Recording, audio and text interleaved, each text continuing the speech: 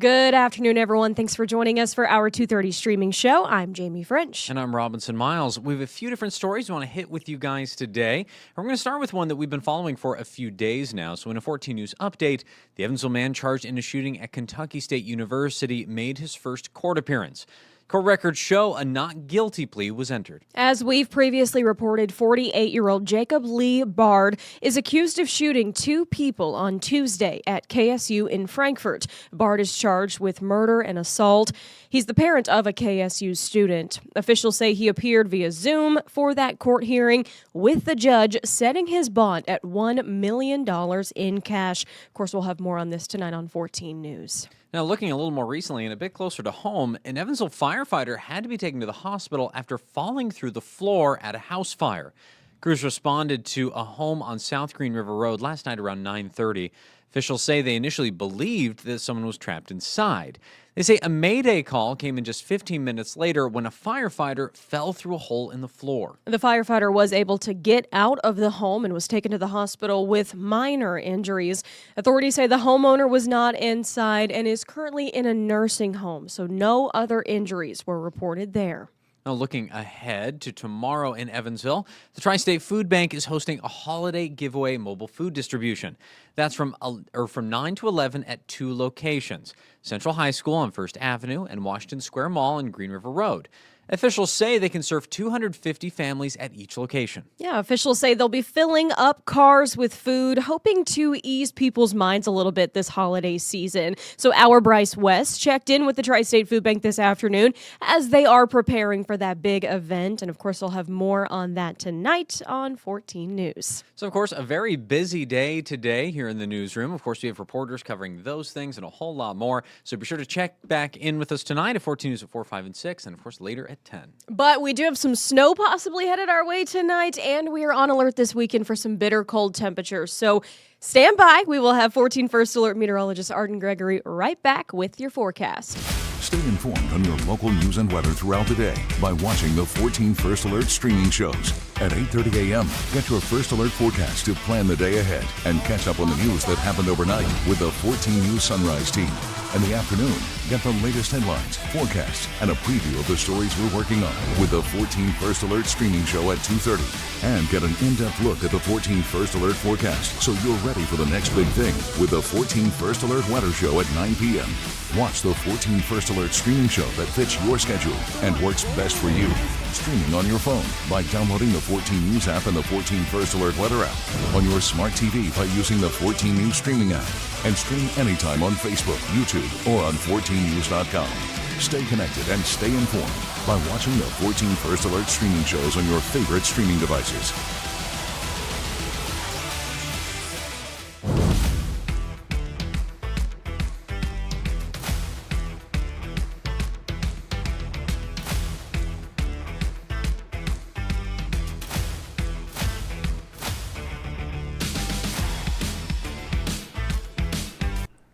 Good afternoon. I'm 14 First Alert meteorologist Arden Gregory, and this behind me here, this camera doesn't seem to want to zoom out, so hopefully you can see enough of it.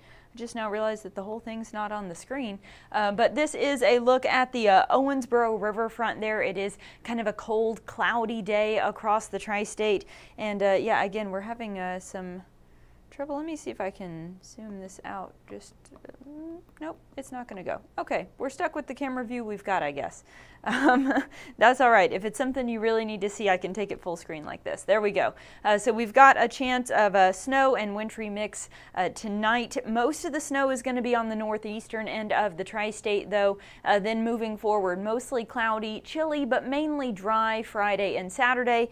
Then we are on alert on Sunday, but it's not for snow. Sunday's alert is for extreme cold, as we're talking about wind chills well below zero. Sunday morning, it is going to be brutally and, dare I say, dangerously cold out there on Sunday. So that's why we have that first alert weather day. Now for tonight, we mentioned that possibility of snow. There is a winter weather advisory in effect, but only for part of the tri-state. So most of us are not included in this. This is really just for Pike, DuBois, and Perry County has now also been added to that. So we have winter weather advisories until 6 o'clock Friday morning for the snow that we're going to get later tonight. And that's because we have this snowstorm, this Alberta clipper, that is going to do just that. It's going to just clip the tri-state. So you've got these winter weather advisories stretching from South Dakota through Iowa and then down into Illinois, Indiana, and then on into parts of southern Ohio, eastern and central Kentucky, and then on out into Virginia and West Virginia there as well. So most of this is going to swing north of the tri-state, but we're going to get clipped just kind of by the southern edge of this system later tonight. So here are the snow showers that we're tracking coming down through Iowa, Illinois, and Missouri right now and heading our way. These are just now starting to push into parts of the tri-state. So you may be seeing a few flurries in Wayne, Wabash, White, Gallatin, or Posey counties. Most of the tri-state is still dry. The bulk of this snow is still out around I-57 and in areas to the northwest of there. But as we go through the rest of the night, those showers will continue to push east into the tri-state. I'm going to take this full so you can see the timestamp at the top there. So this is one model's prediction of what the radar might look like at 5 o'clock tonight. Now I do think this may be a little bit behind because it's not picking up on how far those showers have already gotten this evening. But this is just kind of a general trend of we could see a mix of rain and snow and maybe a slushy mix of both moving into the tri-state later this evening and then into the night tonight. Now I want to point out that once we get past about 7 or 8 o'clock tonight, most of that snow starts to lift farther to the northeast. So again, notice here we've got kind of a line stretching from about Fairfield down to Evansville and Owensboro, then out Ohio County. Areas northeast of that are where we're going to see most of our snow tonight. I'll take this full again so you can see. Again, once we get through this evening and into the overnight hours, so this is around 11 o'clock or so, most of that snow is just in the northeastern corner of the tri-state, and then it hangs out there through the middle of the night tonight before pushing out entirely by Friday morning. Then the remainder of the day on Friday will be mostly cloudy but dry. As for how much snow we're going to get from this system tonight, for everyone kind of along that line I just mentioned from Fairfield down to Evansville and Owensboro, everyone southwest of that will pick up little to no snow accumulation tonight. As you get to about that line and areas to the northeast, you could easily pick up a dusting, maybe even as much as an inch of snow if things really get going. And then really just that far northeast corner there. So I'm talking about Pike, DuBois, and Perry counties there where you see that darker shade of blue. That's where you could see more impactful snow accumulation of 1 to 2 or maybe even as much as 3 inches, again, if this really overperforms. So for a majority of the tri-state, this system is going to have very minimal impact. Just this evening as these showers are coming through, you could maybe have, a little bit of slush, maybe some very minor snow accumulation, maybe some limited visibility if one of those snow showers really gets going. But for the most part, this is going to be very low impact. Then as you head farther to the northeast where you start to see those yellow shades there, that's where you could start to see, again, only minor impacts, but impacts nonetheless, where you could start to have some issues with travel and things like that. And again, that's why Pike, DuBois, and Perry counties are the only 3 counties in the tri-state that are included in that winter weather advisory. The rest of us are not included in that because while we may see a few snow showers tonight, it doesn't look like it's going to be very much.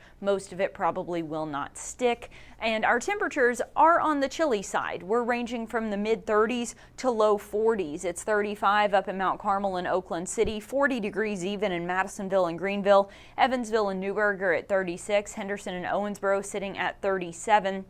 We're pretty close to our high for the day. Most of us are going to top out somewhere in these upper 30s, but we do have that mix of snow and rain and just kind of a slushy, wintry mess coming in over the next few hours through this evening, and then switching over to all snow, but mainly on the northeastern end of the tri-state overnight tonight, as temperatures are only going to get down to right around the freezing point. So again, a lot of this snow isn't even going to fall over parts of the tri-state, and then even for those of you that do see snow, I don't think all of it would stick. Now as we get into tomorrow, any snow we do get would probably melt, a lot of it anyway. It's going to be mostly cloudy, so we won't have a lot of sunshine to melt the snow, but it's not going to be quite as cold. We're going to be just a couple degrees warmer than today, with temperatures climbing into the lower 40s for most of us on Friday. Then the real cold snap hits. Would you look at this drop in our temperatures? We're talking about highs only reaching the lower 30s on Saturday. Okay, that's cold, but nothing that we haven't already seen this winter. Then you get to Sunday. That's where things really could potentially turn dangerous. We could get a few snow flurries on Saturday, but I do think most of the snow Saturday is going to stay to our north. I'm not real concerned about snow over the weekend. I am concerned about cold. First thing Sunday morning, temperatures are going to drop into the single digits. Then Sunday afternoon, mostly sunny, but that sunshine can only warm us up so much. Even though we will have some sun, we're only going to make it probably into the mid-teens in most locations Sunday afternoon. Then Sunday night and a Monday morning, we drop back into the single digits again. So this is an intense cold snap, but a short cold snap. It's just going to be from Saturday night through Monday morning. So that's why that alert day is just focused on Sunday. During the day Monday, then our wind direction shifts. Warmer air starts to flow back in from the south, and we quickly start to warm back up into the 30s, the 40s, and even the 50s by the middle of next week. I do want to mention the wind chills really quickly because that is going to make it feel colder than it actually is. This is the wind chill forecast for Sunday morning. So you see that sharply colder air coming down from the north. By Sunday morning, we could see wind chills below zero across our entire region. And, we're talking well below zero, 10 degrees below zero for the wind chill. So the actual temperatures will be in the single digits, but there's going to be this cold wind that really just takes the heat away from your body, and it's going to make it feel like it's about 10 degrees below zero. That is getting into frostbite territory there. That is dangerously cold if you don't take the proper precautions. Now through the day, we will warm up. I mentioned those temperatures climbing into the mid-teens Sunday afternoon. But we're still going to have that breeze, so the wind chills will probably never make it out of the single digits on Sunday. All day long Sunday, it is going to be cold and it is going to be breezy. Now, Sunday night, temperatures drop into the single digits again, but the wind is going to let up. So Sunday night into Monday morning, temperatures in the single digits, but wind chills also in the single digits. The wind no longer a concern as it starts to die down. Then through the day on Monday, it starts to pick back up, but coming from the south. So it pulls that warmer air into the tri-state. So that's why Sunday night and a Monday morning, cold, but not expecting that wind chill to be a concern. And then we start to warm back up, and we're looking at highs in the 30s then on Monday, and then lower 40s on Tuesday before breaking into the lower 50s then by Wednesday and Thursday of next week. It is possible we could see a few rain showers Wednesday or better chance on Thursday, but I'm not convinced we'll see either one. It looks like it'll be pretty light and pretty isolated if we see any rain at all. I do want to show you the extended outlook then. This is from Friday, December 19th, all the way up through Christmas week. So middle of next week, as we're getting up on Christmas Eve and Christmas Day, the general trend is above average temperatures. I showed you those temperatures climbing into the 50s Wednesday, Thursday. Looks like we'll then stay above average then through next weekend and even all the way up to Christmas. As for the precipitation outlook, near to maybe slightly above average, so it's possible we could have some rain in the forecast, but it doesn't look like we'll be caught in a rainy pattern where we've got, several days of rainy weather back to back to back. The moral of the story is it looks like we may actually be warmer than average on Christmas Day, which means the odds of us having a white Christmas are even slimmer than they already were, and our odds are pretty slim historically. When you look at the past 30 years, we've only got a handful of dates here, 2022, 2010, 2004, and 2000, where we had a true white Christmas, where there was an inch or more of snow on the ground when you woke up Christmas morning. So over the past 30 years, we've only had 4 white Christmases, and then 2002, we did get some snow during the day, but we did not wake up to a white Christmas that morning. Even if you take it back to the past 70 years, again, seeing a lot of green trees there. Our history with white Christmases is not great. When you look at our record, 56 of the past 70 years, we have not had snow on Christmas. 6% of the time we had snow fall on Christmas. 10% of the time we did have a white Christmas with 1 to 3 inches of snow. And then the real standouts, 3 years, 1963, 1969, and 2004, we had more than 3 inches of snow on the ground Christmas morning, a true winter wonderland Christmas. But again, those are few and far between, and the general trend seems to be moving forward from middle of next week all the way up through Christmas. Our temperatures will probably be running near or even above average. So probably talking about a lot of 50s as we get into Christmas week, not talking about a lot of snow. Laura, watching from Dawson Springs, thank you very much. Always appreciate you tuning in.